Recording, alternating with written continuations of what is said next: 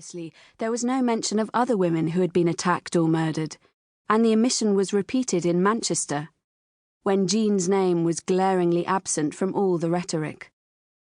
Historians suggest that militant feminist groups, along with other sections of the public, became far more incensed by the murders when police action curtailed the attacks on sex workers, making other women more vulnerable, and the lack of solidarity was due to prostitutes being regarded as pandering to men's sexual demands, letting the side down in the struggle against male dominance.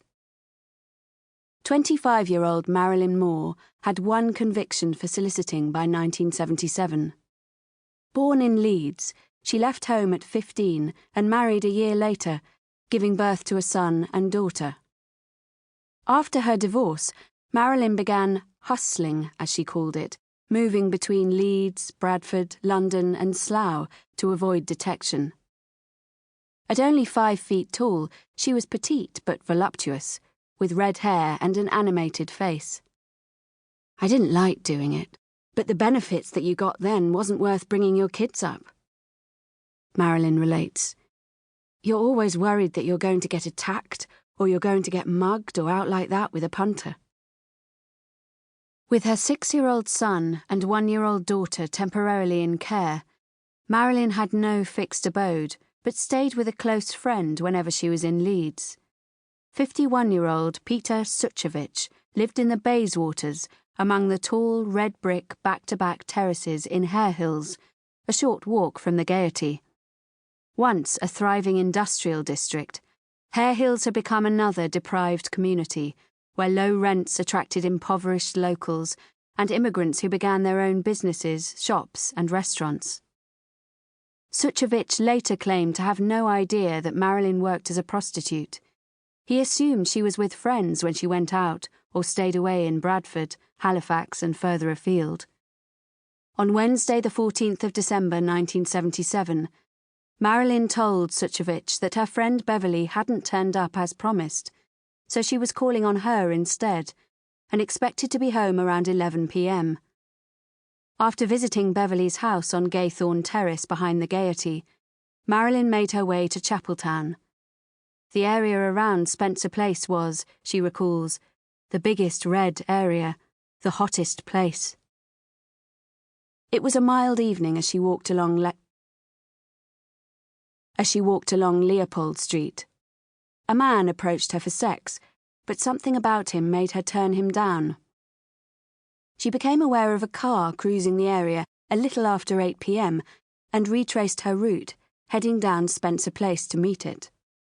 When the car passed, she walked on to Leopold Street and caught up with the dark-haired, bearded driver, who was standing next to his vehicle and waving at someone. As I approached him, he asked me if I was doing business. Marilyn remembers. I said yes. He didn't ask me how much. He said £5, so I said, OK, and I got into the car. Who were you waving at? Marilyn asked, as the driver turned the car towards Chapeltown Road. He replied that he was visiting his sick girlfriend and knew 2 prostitutes, Gloria and Hilary. Marilyn asked his name. He told me Dave, and I told him to call me Susan. Then he took me to a place I already knew because I've been to that place many times before. He pulled up. They had driven half a mile east, crossing Scott Hall Road, to head down Buslingthorpe Lane. Derelict warehouses and factories lined the road, which curved to the right beside Brown's, a clothing manufacturer. The car trundled down the unmade track alongside the factory. There's a sort of car park there, just grass and mud, and that's where he stopped, Marilyn recalls. I started unbuckling my right shoe, thinking we were going to stay in the front seat, but Dave said he wanted to go in the back of the car. It was a bit unusual, but I didn't mind, and because he seemed such a nice bloke. So I fastened my shoe and got out. 45-year-old Jimmy Pearson, who lived in a caravan in the nearby scrap metal dealer's yard, had noticed the vehicle. I was going out with my girlfriend, he stated afterwards, and we both saw a red or maroon-coloured car drive in. I saw figures which looked as though they were having a cuddle.